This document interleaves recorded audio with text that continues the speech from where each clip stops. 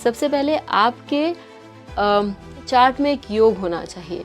वो योग आपके ग्रहों से और आपके राशि से, आपके नक्षत्र से दिखाई देते हैं। कोई भी योग हो सकता है? कोई भी, दारिद्र्य योग भी हो सकता है और धन योग भी हो सकता है। स्वाति वाले जो हैं वो बहुत फिजिकली बहुत मेहनत कर सकते हैं। जहाँ वो खड़े हो जाते हैं वो अपना ही एक सर्कल बना लेते हैं। अमिताभ बच्चन का स्वाति नक्षत्र, अच्छा, जहाँ से वो खड़े होते हैं वहीं से लाइन शुरू होती है। रजनीकांत का मूल नक्षत्र स्ट्रॉन्ग, वो एकदम रूट से ऊपर आए। सूर्य के कौन कौन से नक्षत्र हैं? सूर्य के 3 नक्षत्र हैं, कृतिका, उत्तर आषाढ़ और उत्तर फाल्गुनी। इनमें एक कॉमन लाइन है कि ये जो बोलते हैं वो उस पर अटल रहते हैं।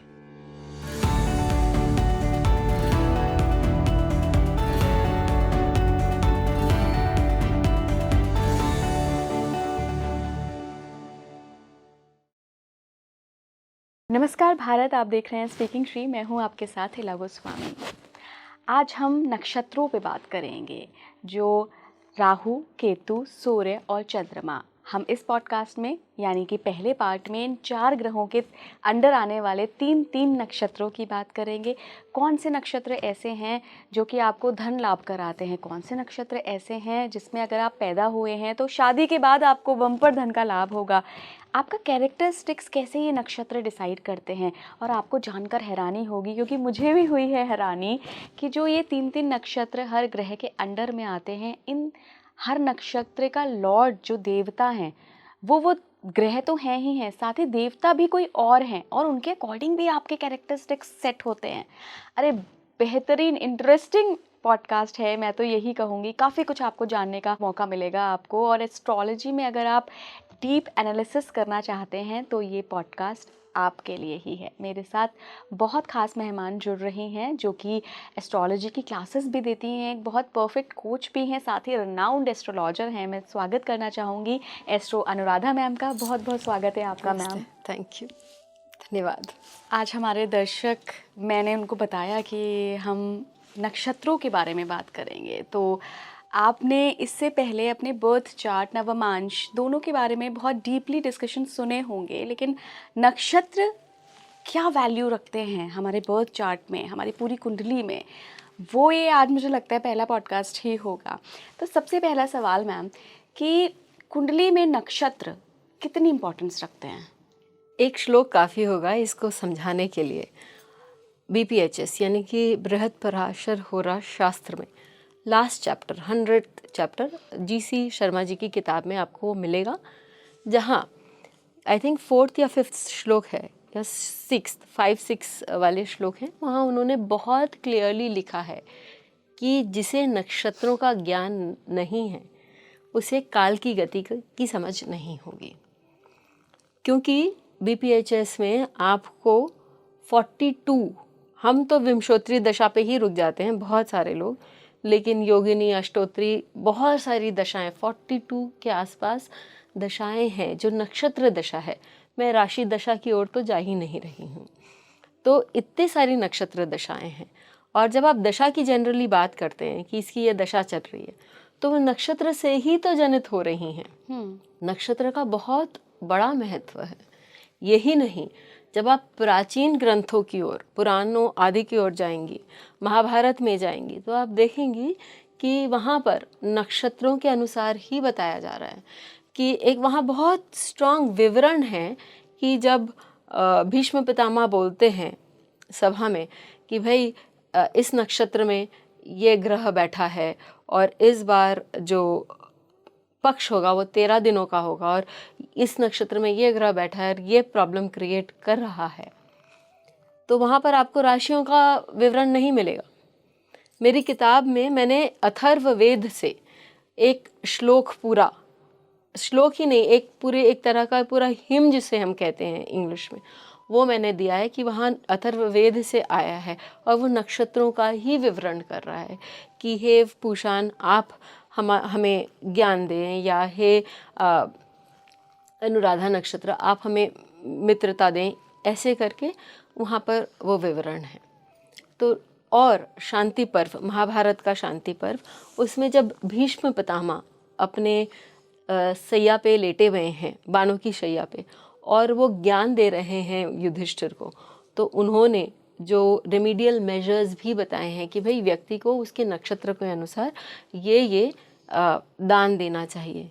कहीं भी उन्होंने राशि का वर्णन नहीं किया है।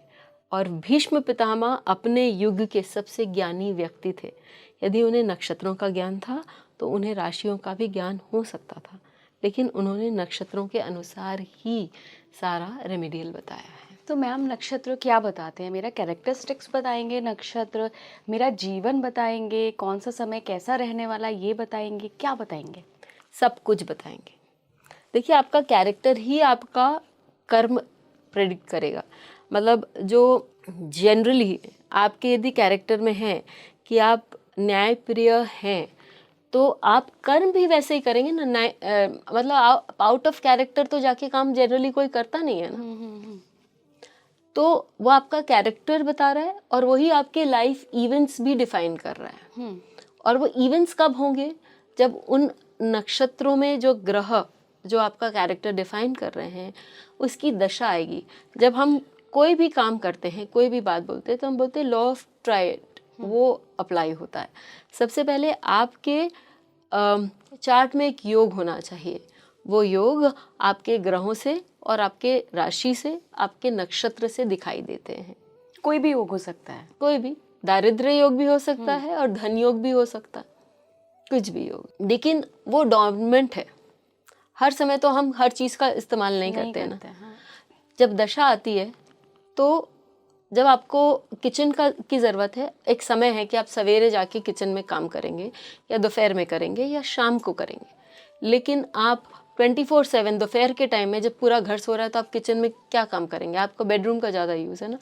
तो वो दशा आती है कि भाई वो टाइम आ रहा है, दशा मतलब समय, कि वो समय आ रहा है कि आप उस चीज़ का यूज़ करें। एस्ट्रोलॉजर का जो महत्व यही है कि वो बता दे कि भाई आपका ये समय आ रहा है, आप इस तरह से तैयारी रखिए तो आप समय पर उसको इनकैश कर पाएंगी। तो वो दशा जो है वो नक्षत्र दशा के अनुसार आ रही है। और फिर लास्ट में गोचर तो है ही, बिना गोचर के तो पोस्टमैन डिलीवर कर ही नहीं रहा है कुछ।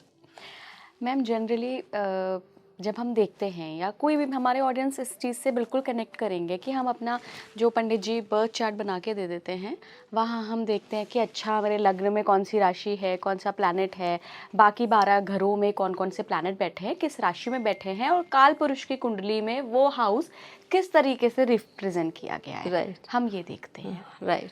नक्षत्र तो दिखते ही नहीं है ना, हम देखते हैं नक्षत्र फिर यहाँ पे कहाँ आते हैं? क्योंकि हमने तो बचपन से यही सुना है कि भाई कौन से हाउस में बैठा है घर, किस राशि पर बैठा है, मित्र राशि है, शत्रु है, अपना घर है, शत्रु का घर है, कंफर्टेबल है या नहीं है।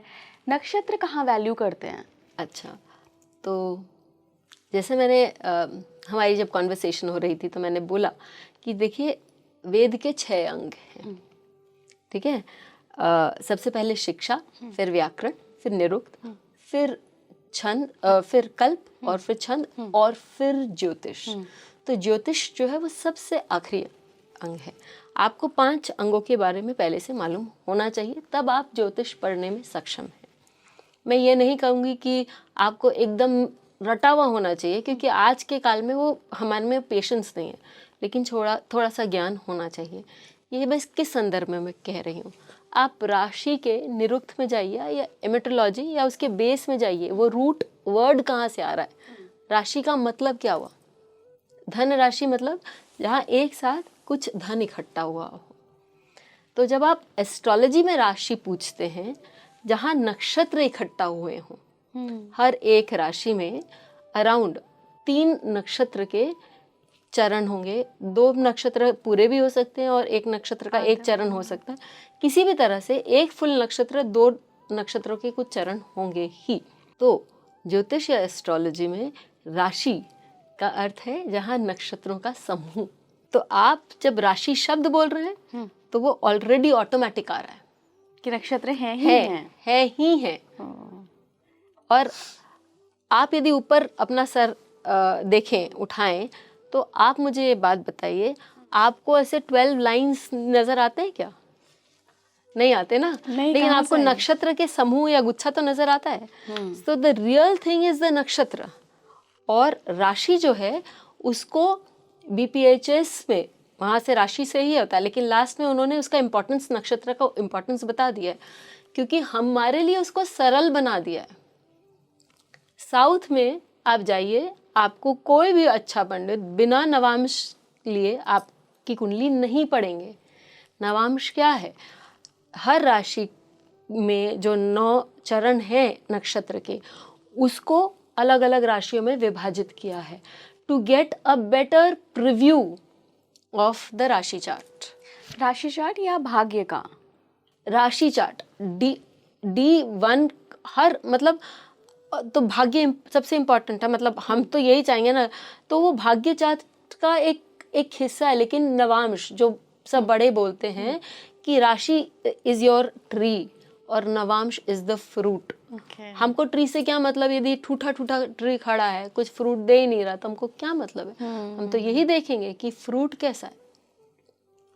तो नवांश से आपको वो मिलेगा, और वो एक चरण है, वो एक नक्षत्र का एक चरण है। वहाँ हर राशि आपके किसी भी नक्षत्र का एक चरण रिप्रेजेंट करती है। हमारे व्यूअर्स को ना मैम अभी तक बड़ी क्यूरियोसिटी हो रही होगी कि मैं कैसे पता करूं कि मेरे लिए नक्षत्र क्या वैल्यू रखता है। तो सबसे पहले ना 27 नक्षत्र 9 ग्रहों में कैसे डिवाइडेड हैं, इनके बारे में बात कर लेते हैं कि कौन से ग्रह को कितने नक्षत्र मिले हुए हैं और उनकी सिग्निफिकेंस क्या है। जब आप 27 नक्षत्र की बात करते हैं तो अश्विनी, भरणी, कृतिका, रोहिणी, मृगशिरा, आद्रा, पुनर्वसु, पुष्य, अश्लेषा, मघा, पूर्व फाल्गुनी, उत्तर फाल्गुनी, हस्ता, चित्रा, स्वाति, विशाखा, अनुराधा, ज्येष्ठा, मूला, पूर्वाषाढ़, उत्तराषाढ़, श्रवण, धनिष्ठ, शतभिष, पूर्व भाद्रा, उत्तर भाद्रा और रेवती, ये 27 नक्षत्र हुए। और क्रमांश केतु, शुक्र, सूर्य, चंद्रमा, मंगल, राहु, गुरु, शनि और बुध, ये जो 9 ग्रह हैं, आप उनको 9 हिसाब में वही 9 ग्रह और 3 सेक्ट बना दीजिए, अश्विनी से लेकर अश्लेष तक, मघा से लेकर ज्येष्ठ तक और मूल से लेकर रेवती तक। ये नवग्रह जो हैं विंशोत्तरी दशा में, वापस मैंने आपको बोला 42 दशाज के आसपास हैं। विंशोत्तरी दशा में ये नवग्रहों को इस प्रकार बांटा गया है, ठीक है। लेकिन और आपने बोला कि हमें नक्षत्र कैसे मालूम पड़ेंगे? जिस दिन आप पैदा हो रहे हैं, चंद्रमा किसी नक्षत्र में गोचर कर रहे हैं, तो वो आपका जन्म नक्षत्र हुआ, क्योंकि उससे आपकी विंशोत्तरी दशा शुरू होती है, ठीक है। और चंद्रमा मनसो जातक है, चंद्रमा पास्ट को भी आपको बताता है। तो चंद्रमा आपके मन को, आपके पास्ट को बताता है, यानी जिन वासनाओं, and please don't take it as lust, जिन टेंडेंसीज के साथ आप पैदा हुए हैं। यदि आपका, जैसे रामचंद्र जी का पुनर्वसु नक्षत्र था, किसी का जन्म राहु की दशा में किसी का जन्म हुआ, ठीक है, तो आप बोलेंगे कि भाई ये बहुत विवेशियस पर्सन है, ये है वो है। लेकिन राहु की कौन सी दशा में जन्म हुआ? 3 नक्षत्र हैं राहु के साथ, शतभिषा, स्वाति और आद्रा। राइट, राहु के जो 3 नक्षत्र हैं, आद्रा, स्वाति और शतभिष, आप देखेंगे कि शतभिष वाले बहुत प्रोटोकॉलिश है, वो बहुत टाइमली हैं, वो बहुत परफेक्शन की ओर जाते हैं। आद्र वाले वाइल्ड है, वो बहुत जल्दी रो देते हैं। शतभिष वाले रोएंगे नहीं बहुत जल्दी, वो टूटते नहीं है। आद्र वाले झगड़ा करेंगे, वो बहुत, उनमें काम करने का एफर्ट बहुत है, बहुत नॉलेजेबल है, लेकिन वो बहुत भावुक हो जाते हैं, बहुत जल्दी रो देते हैं, और वो बचपन के ट्रेट हैं।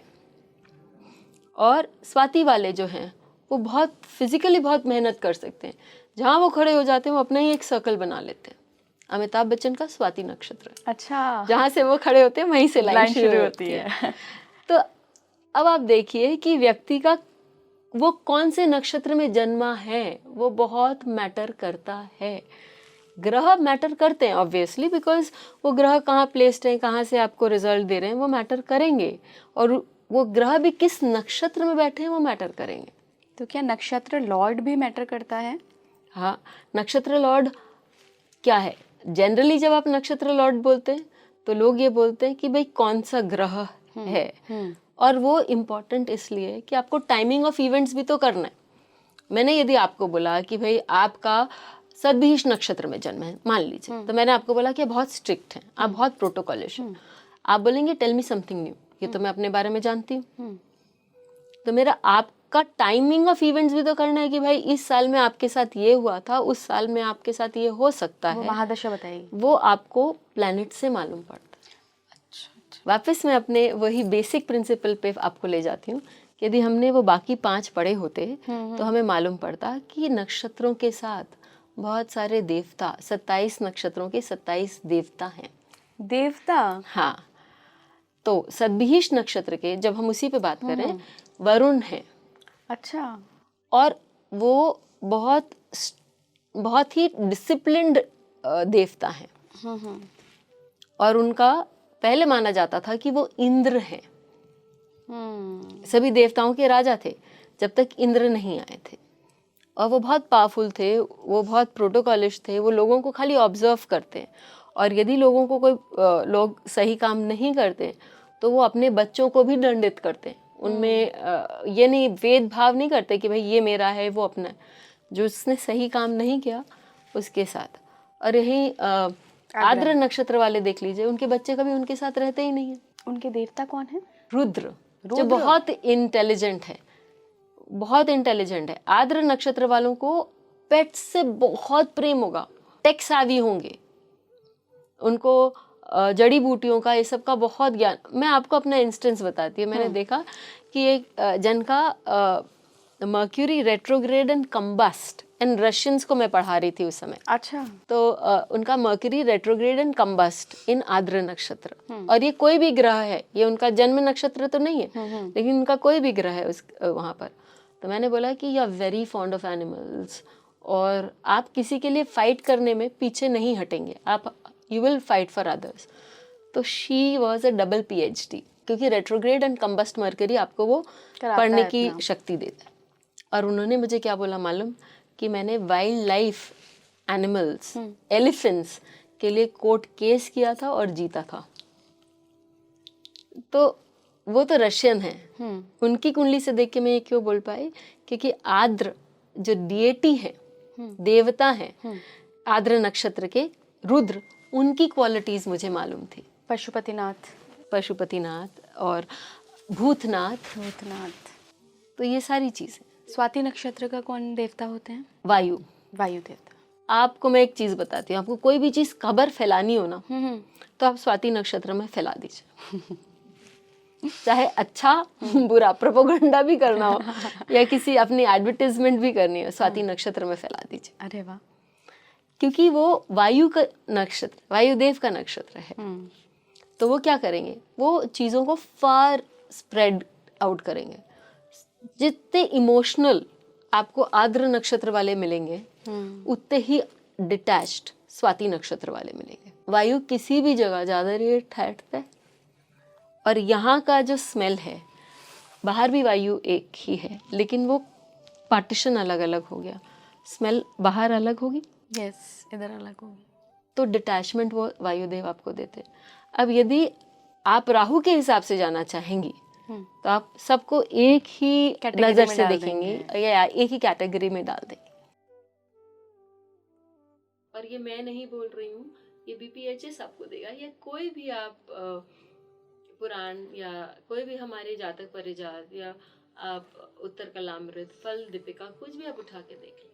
हम बाकी नक्षत्रों पे बात करेंगे, लेकिन यहाँ पर मैं एक बात बहुत दृढ़ता के साथ कहना चाहूँगी कि मुझे बहुत सारे लोग जो कि एस्ट्रोलॉजी के ख़िलाफ़ है ना, जो कहते हैं कि ये साइंस ही नहीं है, वो यही क्वेश्चन करते मिलते हैं कि मेरी भी राशि जी मेष है, मेरे पड़ोसी की भी राशि मेष है, मैं भी राहु के नक्षत्र में पैदा हुआ हूँ, ये भी राहु के नक्षत्र में पैदा हुए हैं, फिर हम अपने इतने डिफरेंट कैसे हैं?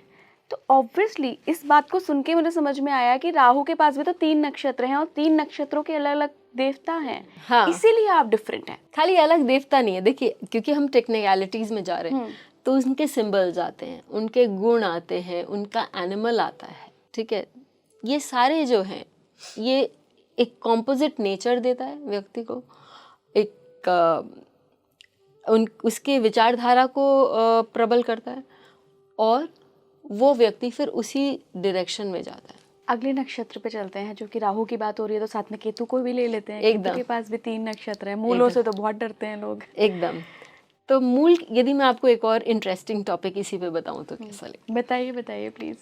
मूल के जो नक्षत्र हैं, चाहे वो अश्विनी हो, मघा हो या मूल नक्षत्र हो, केतु के जो नक्षत्र हैं, उनका एक स्थान आता है जिसको गंडांत बोलते हैं। और शास्त्रों के अनुसार बीपीएचएस में भी आपको इसका वर्णन मिलेगा कि ये नक्षत्र गंडांत आते हैं और ये थोड़े से डाइसी जोन्स होते हैं। अच्छा। 1 degree, first degree of Ashwini, first degree of आपका मघा और फर्स्ट डिग्री ऑफ मूला, ये गंडांत के अंतर्गत आते हैं, क्योंकि इनके जो वाटर साइंस के जो लास्ट डिग्रीज होते हैं वो दोनों मिला के गंडांत आते हैं। जहाँ से हम कोई भी चीज़ सिलाई करते हैं ना, वहाँ से चीज़ फटने की सबसे ज़्यादा वो होती है। तो यहाँ पर राशि संधि या नक्षत्र संधि होती है। तो वो जो गंडांत आता है, किसी भी गंडांत में व्यक्ति का जन्म होता है तो वो प्रॉब्लम है, और केतु के नक्षत्र में आता है, जो हम विंशोत्तरी दशा के अगेन आइम से, तो वो व्यक्ति को प्रॉब्लम आएगा। लेकिन मैंने जो मेरा खुद का experience of 22 years in reading and teaching रहा है, मूल और ज्येष्ठ के गंडांत में व्यक्ति को रियली एकदम, मूल का मतलब क्या होता है, वापस निरुक्त में हम जाते हैं कि एकदम जो नीचे से, वहां से रजनीकांत का मूल नक्षत्र स्ट्रांग है, वो एकदम रूट से ऊपर आए। तो और वो अभी भी रूटेड है। तो और मघा नक्षत्र वाले, उनके जो देवता हैं, और मूल के बारे में जब बता ही रही हूँ तो उनकी जो देवता हैं वो निरुक्ति हैं। और निरुक्ति के बारे में ये है कि वो बहुत मतलब इंटेंस देवी हैं। आप जनरली देवी देवताओं को प्रणाम क्यों करते हैं? बहुत डीप क्वेश्चन पूछा है आपने। शायद उनका आशीर्वाद लेने के लिए। हाँ। बड़े हैं हमसे, एक रिगार्ड है। और अपने घर में बुलाते हैं ना उनको। हाँ, क्यों आमंत्रित करते हैं। हाँ, क्यों? क्योंकि आपका घर सुखी रहे, धन धान, डिविनिटी रहे। हाँ। निरुक्ति को जब यज्ञ में, किसी भी यज्ञ में उनको भोग चढ़ाया जाता है, और उनको भी भोग चढ़ा जाता है, ये बोला जाता है कि आप लो और जाओ, लो और जाओ। हाँ, हमारे घर में मत आना। अच्छा। तो निरुक्ति वो विध्वंस की देवी है। संहारक हैं। हाँ, तो आप उनको वो नहीं करते हैं। हाँ, नहीं, हम वैसे हवन में तो बुलाते हैं और फिर कह देते हैं सारे देवी देवता है, अब आप जाइए। नहीं, निरुक्ति को उनका भोग ही ऐसे दिया जाता है कि आप लीजिए और जाइए। और उनको भोग में क्या चढ़ता है? उनको रॉ फिश चढ़ता है, उनको नींबू चढ़ता है, उनको सड़ा हुआ खाना, एक्स्ट्रा जला हुआ खाना चढ़ता है। तो वो जो गंडमूल है वो बहुत स्ट्रांग है, क्योंकि वो एक ज्येष्ठ जो राजा है, इंद्र है, वहाँ वो व्यक्ति इंद्र की पोजीशन में आता है। आपकी बुध की दशा आई और उसके बाद आपकी केतु की दशा आई, और आपका जो नक्षत्र शुरू हुआ विशाखा से, तो गुरु की दशा में आप पैदा हुए, शनि की दशा में आपका की दशा चली, और उसके बाद आपका बुध की दशा में आप एकदम लाल लाल हुए। लेकिन अचानक से केतु की दशा आते आते आप देख रहे हैं कि आप क्यों, क्योंकि वो आपको from the high chair write down लेके जाता है। ये चीज़ आपको अश्लेष से मघा आने में नहीं हो रही है, क्योंकि मघा आपके पितरों का देवता, वो उसका सिंबल ही थ्रोन है, तो वो आपको ऊंचे जगह में बैठाएगा। वो आपको ऊंची जगह में बैठाएगा, उसका ये काम है कि आपको एक बहुत अच्छी प्लेस देगा। तो आप नक्षत्रों में तब अंतर देख रही हैं, दोनों ये केतु के ही नक्षत्र हैं। अश्विनी की ओर चलते हैं। मघा क्या है? मघा पितरों का है, तो वो रिस्पॉन्सिबल है, वो बहुत मतलब एक अदब कायदा, आपके साथ एक दायरा बना के चलते हैं, सबको देखते हैं, समता से देखते हैं, सबके लिए करते हैं। अश्विनी नक्षत्र वाले भी सबके लिए करते हैं। क्यों?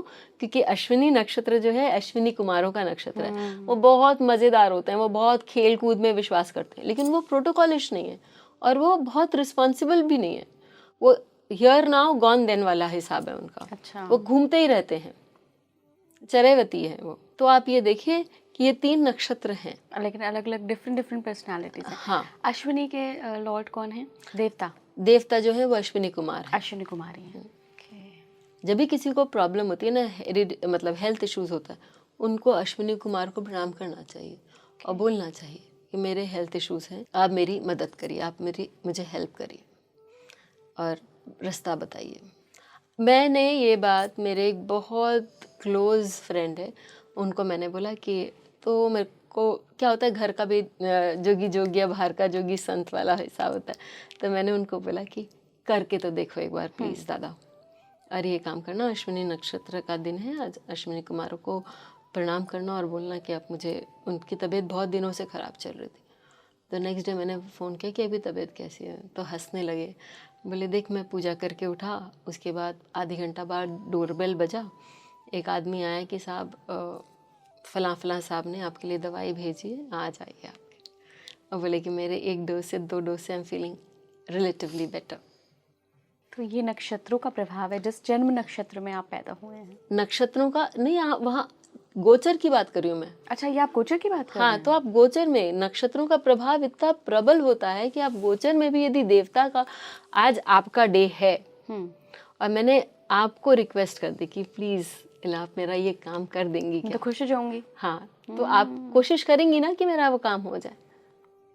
ये मैं गोचर की बात कर रही हूँ। और यदि दशा चल रही है और आपको कोई गूढ़ नॉलेज प्राप्त करनी है, और रोज़ आप सवेरे अश्विनी कुमारों को प्रणाम करके बोलते हैं कि मुझे थोड़ा सा हेल्प कर दीजिए ताकि मैं अपनी पढ़ाई आगे कर सकूं। मैम, हम सूर्य, चंद्र, बुध, बृहस्पति सबके आगे नक्षत्रों के बारे में बात करेंगे, लेकिन पहले जिस गोचर का नाम आप बार बार ले रही हैं, ये गोचर कैसे देखें हम? डेली का राशिफल आता है, ठीक है ना? वैसे ही आप नक्षत्र के गोचर से भी वो कर सकती हैं कि चंद्रमा आज किस राशि में गया है या किस नक्षत्र में गया है। वो नक्षत्र आपके भाव से, आपके लग्न से कौन से भाव में है, और उसके लिए वो उस नक्षत्र के, क्योंकि हम विंशोत्तरी दशा की ही बात कर रहे हैं, तो मंगल आज सपोजिंग वो भरणी आज के दिन यदि वो हम बोलें कि वो भरणी नक्षत्र में है, तो भरणी नक्षत्र आप कहेंगे कि वो आपके लिए वीनस विंशोत्तरी दशा में स्वामी हो गए। वीनस आपके लिए कौन से भावों के स्वामी? अच्छा, उससे देखेंगे फिर आप वैसे देख सकते हैं। मतलब गोचर को भी देखने के बहुत तरीके हैं, ठीक है? तो आपने वैसा गोचर लिया तो आपको समझ में आ जाएगा कि आज क्या आपके लिए, आप ऐसा क्या कर सकती हैं जो कि आपके लिए प्रॉफिटेबल होगा। ओके।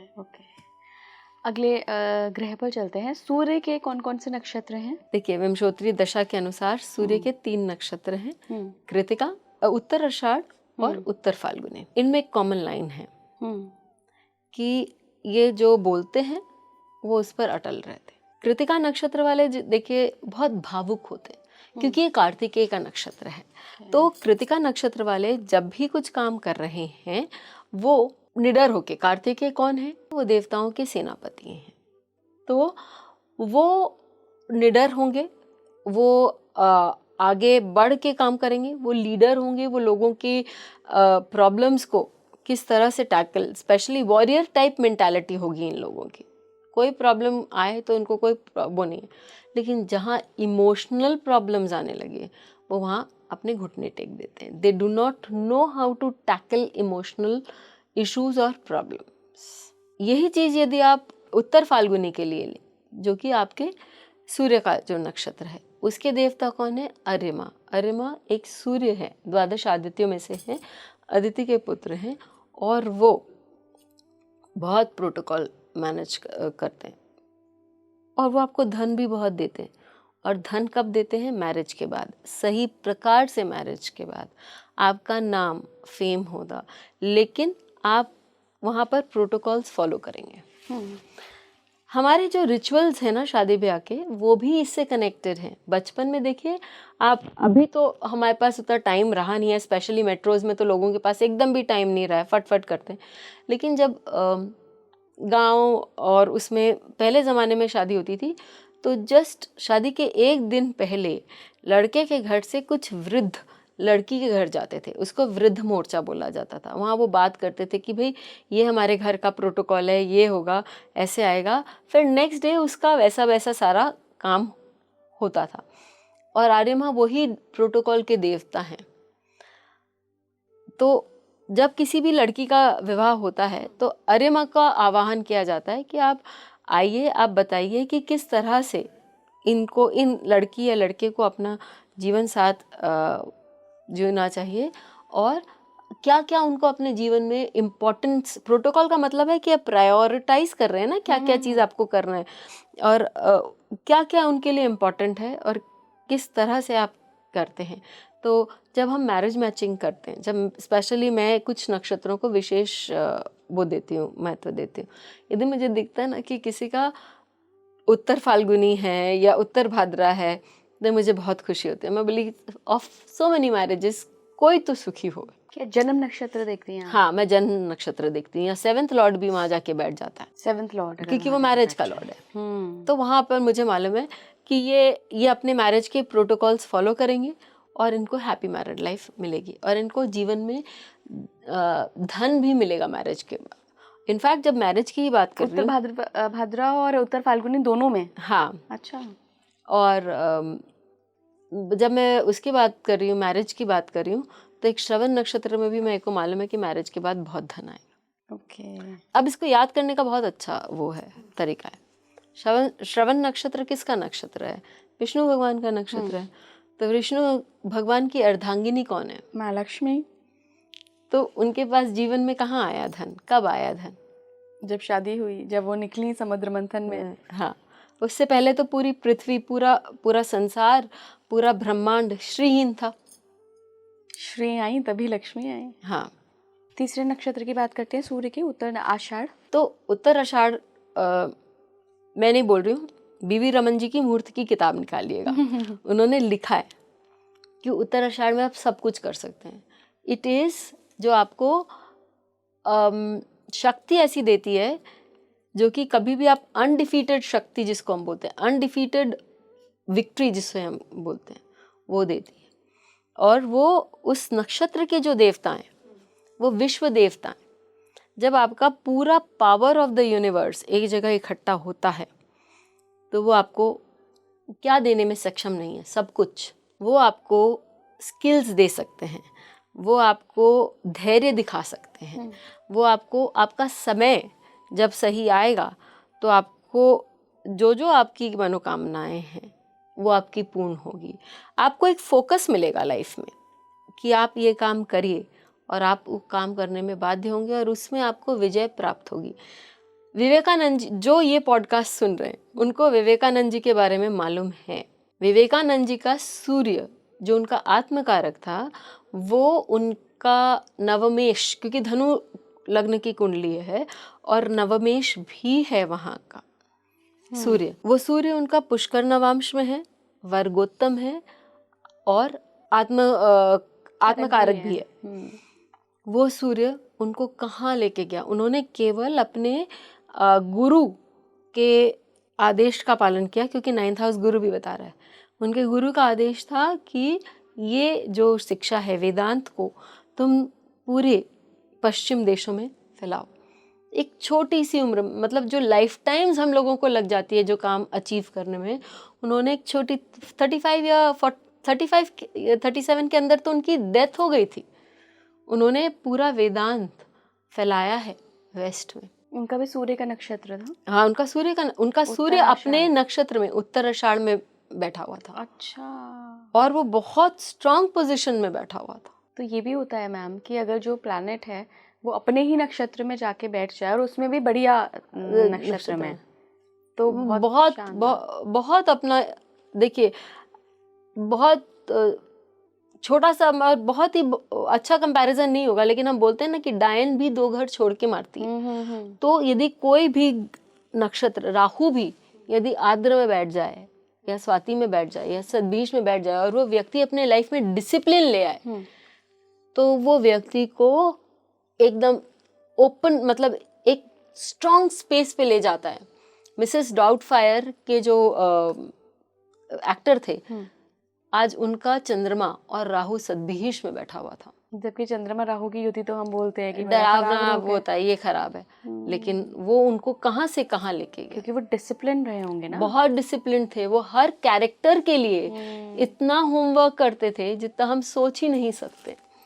तो आपका वो, मैंने आपको बोला वरुण देव का जो वो पावर था डिसिप्लिन का, यदि उन्होंने अपने लाइफ में उसको बहुत बहुत मेहनत से डाला, और उसके बाद आप देखिए कि वो कहाँ पहुँच गए हैं।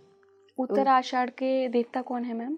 उत्तर आषाढ़ के विश्वदेव हैं। विश्वदेव, हाँ बता चुकी हैं। और उत्तर आषाढ़ के जो देवता हैं, अब वहाँ पर जब मैंने बोला कि आप बीवी रमन जी का बुक उठाइए, उन्होंने बोला है उत्तर आषाढ़ में आप कुछ भी काम कर लो चलेगा, लेकिन विवाह मत करना। अच्छा, विवाह नहीं चलता है। अब इसके पीछे का आप कारण जानना चाहेंगी तब तो उत्सुकता होगी, क्योंकि अब मैं एक और ट्रेट पर आपको मतलब बताती हूँ कि 27 नक्षत्र के 27 जानवर हैं, लेकिन 13 दूनी 26, तो एक male female male female male female सबके हैं।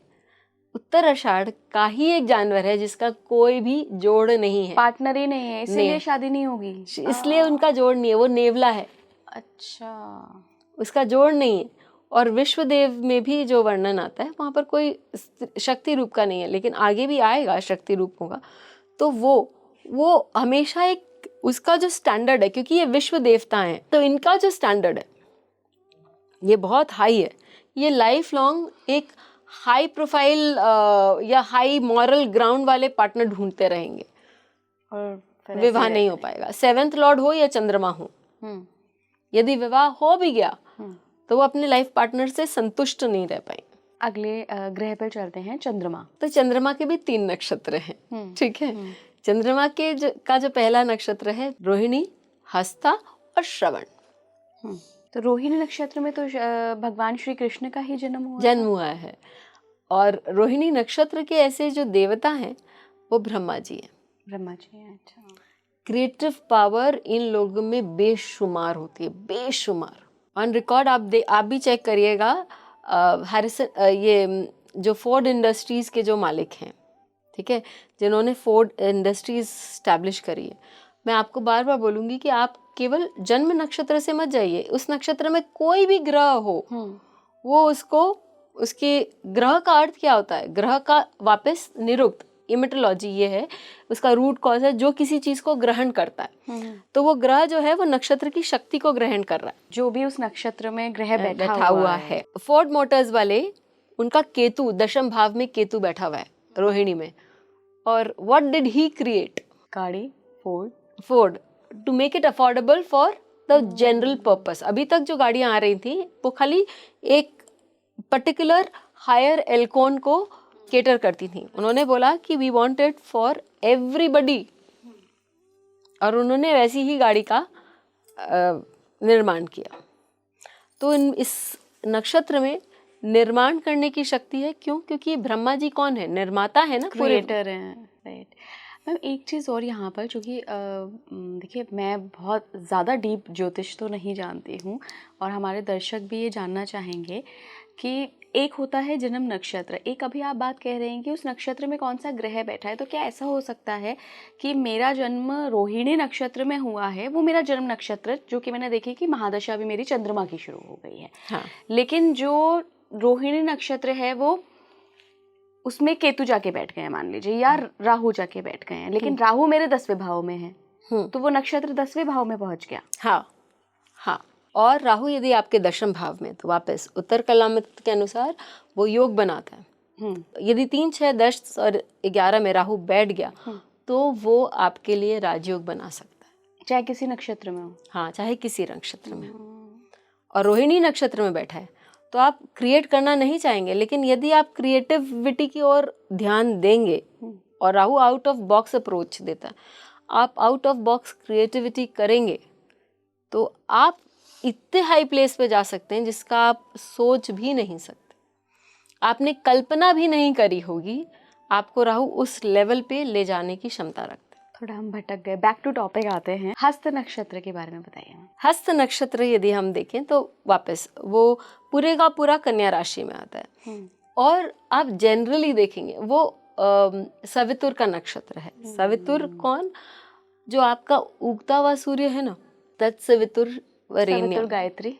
हाँ, और गायत्री क्यों की जाती है? जनरली हम बोलते हैं सूर्य देव के लिए गायत्री आप कर रहे हैं, लेकिन वो सूर्य देव की नहीं है। गायत्री जो देवी हैं वो आपके शक्ति, और स्पेशली आपके विवेक शक्ति, आपके जो अंदर आपका ज्ञान है उसको बाहर लाने के लिए की जाती है। इसीलिए ये गायत्री मंत्र जो है वो हमारे प्राचीन काल में बच्चों को उसी से उनका उपनयनम होता था और उसका अध्ययन उनको अपने पूरे जीवन करना पड़ता था, क्योंकि आपकी विवेक शक्ति और आपके अंतर प्रज्ञा, ये सारी जो शक्तियां हैं आपको पूरे लाइफ लॉन्ग चाहिए। और जिनका ये हस्त नक्षत्र होता है, यदि ये वो सवेरे उठ के केवल अपने हाथों को देखें और कराग्रे वसते लक्ष्मी, कर मध्य सरस्वती, कर मूले स्थिता गौरी, प्रभाते कर दर्शनम, तो आपने तीनों शक्तियों का अपने जीवन में आवाहन किया। और उस समय आज के आपको ये वेस्टर्न फिलॉसफी के अनुसार you are training your subconscious mind, right. But हमारे यहाँ तो सैकड़ों साल पहले अपना ट्रेनिंग ऑफ सबकॉन्शियस माइंड आ गया है। उठिए और अपने हाथ को देखिए। और मैं आपको हज़ारों इंस्टेंस ऐसा दे सकती हूँ मेरे 22 इयर्स ऑफ करियर में, जहाँ मैंने लोगों को ये बात बोला है and they have come back to me and told me कि they have got achieve the results. क्योंकि सवेरे आपने वो देखा, आपने अपने अंदर वो संकल्प लिया, आपकी उस शक्ति को आपने उजागर किया और आपने सवितुर को प्रणाम किया और आप उठे। उसके बाद आपका सबकॉन्शियस माइंड आपको एक्चुअली उसी डिरेक्शन पे ले जा रहा है। हस्त के देवता कौन है? सवितुर। सवितुर। अगले नक्षत्र पे चलते हैं, चंद्रमा के श्रवण नक्षत्र। अच्छा, आपने कपिल शर्मा के बारे में सुना है? हाँ जी, सबने सुना है। उनका जो सबसे स्ट्रॉन्ग पॉइंट क्या है? Comedy, of course. Right, comedy है। और वो कॉमेडी में भी लोगों को ऐसा और हर किसी को इतना खींच लेते हैं, लेकिन लोग ना उसका बुरा मानते हैं और ना लोग उसका जवाब दे सकते हैं। बिल्कुल। श्रवण नक्षत्र वालों की यही खूबी है। क्योंकि विष्णु भगवान की यही खूबी है, हंसते हंसते सबको सुना भी देते हैं और सब कोई बुरा भी नहीं मानते। मैंने अपने रियल लाइफ में ये देखा है कि ऐसे लोग दूसरों की इतनी टांग खिंचाई करते हैं, इतनी टांग खिंचाई करते हैं जिसका कोई मतलब वो नहीं है, आप बेजोड़ नहीं है, लेकिन लोग उनसे खफा होते ही नहीं है, लोग उनसे एकदम भी नाराज नहीं होते हैं, क्योंकि सबको लगता है अरे वाह ये तो पूरे ग्रुप को हंसा रहा है, ये पूरे ग्रुप को हंसा रहा है। मैं आज जाके किसी ऐसे व्यक्ति की देखूंगी कुंडली, मैं जानती हूँ ऐसे किसी व्यक्ति को, पक्का श्रवण नक्षत्र ही मिलेगा। कुछ नहीं, कुछ ना कुछ वहां बैठा हुआ रहेगा, कोई ना कोई ग्रह नवग्रहों में से या लग्न उनका वहां मिलेगा ही। और इनके जीवन में हमेशा पैसा शादी के बाद आता है। आप बोल रहे हैं नवग्रह, मैं नवग्रह लग्न, मैं बोल रही हूँ यदि किसी का श्री लग्न भी वहां जाके बैठ जाता है तो भी, मैंने ऐसे चार्ट्स देखे हैं और मैंने बोला है कि इनके हस्बैंड को आपकी शादी के बाद बेशुमार धन मिला है, और मुझे ऐसे देख रहे हैं कि जैसे मुझे कैसे मालूम हुआ ये बात। श्री लग्न क्या है मैम? श्री लग्न यानी कि श्री वापस लक्ष्मी जी का नाम है, ठीक है। जब आप विष्णु जी का आवाहन करती हैं तो जब आप श्री कृष्ण शरणम मम बोलते हैं तो आपने कृष्ण के साथ श्री लक्ष्मी का आवाहन किया है। और श्री के 8 रूप हैं, अष्टलक्ष्मी है। अष्टलक्ष्मी। तो जब वहाँ श्री लग्न किसी का बैठा रहता है तो उसका भाव देके हम ये बता सकते हैं कि भाई उसको किस प्रकार का धन विवाह के बाद कौन से हाउस में देखते हैं आप ये श्री लग्न? किसी भी हाउस में डिपेंड करता है। हाँ, डिपेंड करता है किस हाउस में है तो आपको उस तरह का लाभ होगा। जैसे विवेकानंद जी के चार्ट में 8th हाउस में श्री लग्न बैठा है पुष्य नक्षत्र में, तो क्या एंसेस्ट्रल लाभ हुआ? तो उनको अष्टम भाव की जो लक्ष्मी है उनको विद्या लक्ष्मी बोलते हैं। Right, deep knowledge, research. और पुष्य नक्षत्र तो गुरु का ही नक्षत्र, मतलब लोग यहाँ मुझे बहुत बार ट्रोल भी करते हैं, लेकिन मैं आपको बता दूं कि वो बृहस्पति गुरु का नक्षत्र है। उनके देवता जो हैं वो बृहस्पति हैं। तो वो पूरे विश्व के लिए उन्होंने तो बहुत सारा ज्ञान दिया कि नहीं दिया? बिल्कुल बिल्कुल बिल्कुल। विश्व गुरु बने कि नहीं बने? तो हमने मैम राहु, केतु, सूर्य और चंद्रमा 4 ग्रहों के 3-3 नक्षत्रों की बात की, एंड आई होप इतनी डिटेल में हमने बात करी है कि लोगों को बिल्कुल पसंद आया होगा और आप सब अपनी कुंडली में जाके ना अपने नक्षत्र चेक कर रहे होंगे। अगर आपको नहीं पता है तो जो भी सॉफ्टवेयर आप यूज़ करते हैं वहाँ जब आप डिटेल्स में जाएंगे ना, पर्सनल डिटेल्स में, वहाँ आपको आपका जन्म का नक्षत्र मेंशन मिल जाएगा, वहाँ से आप चेक कर सकते हैं और फिर अपने ट्रेड्स आप देख सकते हैं कि मिल रहे हैं कि नहीं। बहुत बहुत धन्यवाद मैम। ये पार्ट 1 था हमारा, जहां हमने 4 ग्रहों का डिस्कशन किया है। अगले पॉडकास्ट में हम जो भी ग्रह बचे हुए हैं उनके नक्षत्रों के बारे में बात करेंगे। तो अगला पॉडकास्ट आप ज़रूर देखिएगा। जुड़े रहिए स्पीकिंग ट्री के साथ। नमस्कार। नमस्ते।